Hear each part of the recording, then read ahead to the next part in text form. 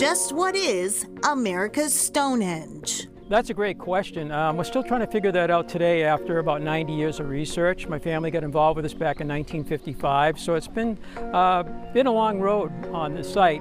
We think it's an ancient ceremonial site, though. We don't believe it's a place where people lived. It's a place where people were either used for burial purposes or for ceremonial sites and even astronomical alignment. Dennis Stone, yes, that's his real name, says it's nothing like the cartoons. Again, not a place like where the Flintstones lived inside of a chamber. That's not what we find here. We think it's a religious ceremonial site. Though the Stones' family ties to the area go back 70 years, at least one recorded reference to the structures predates them by several decades. Yeah, actually it was written in 1907 by Edgar Gilbert. He wrote The History of Salem, and he talks about the site in 1907 as being a wild and wonderful place where weird tales may be woven among the rough rocks and the soft pines. It also saw activity in the 18th century when it was claimed by shoemakers who came from England. They came into this area and bought part of this hill back in 1734. 10 years later, they bought another piece of the hill, which we believe includes this structure and what we call the main site.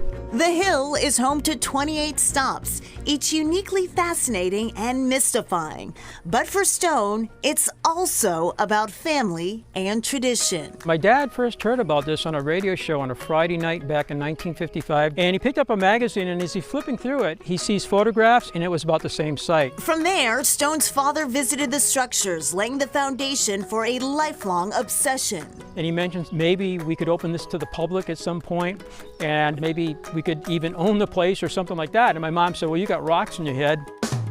And after that, my dad just pursued it, and in 1958 he opened it to the public. There are various theories about who built it, ranging from Native Americans to Old World Europeans, or even Vikings.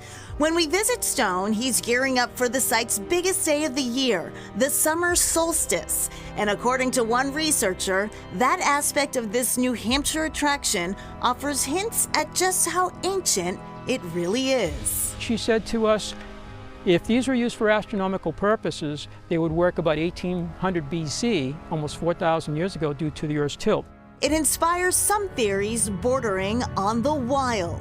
Yeah, I mean, the space people, you know, that kind of thing. Maybe the ancient aliens inspired these people, but this was not made with laser beams and high-tech cutting devices and stuff. It's very crude construction, if you will. Regardless of who constructed these mystical structures, America's Stonehenge is a must-visit for explorers, young and old. I mean, it's possibly 4,000 years old. And the question is, who are the people that built it? Why did they build this? You know, what happened to the people that built this? Did they disappear?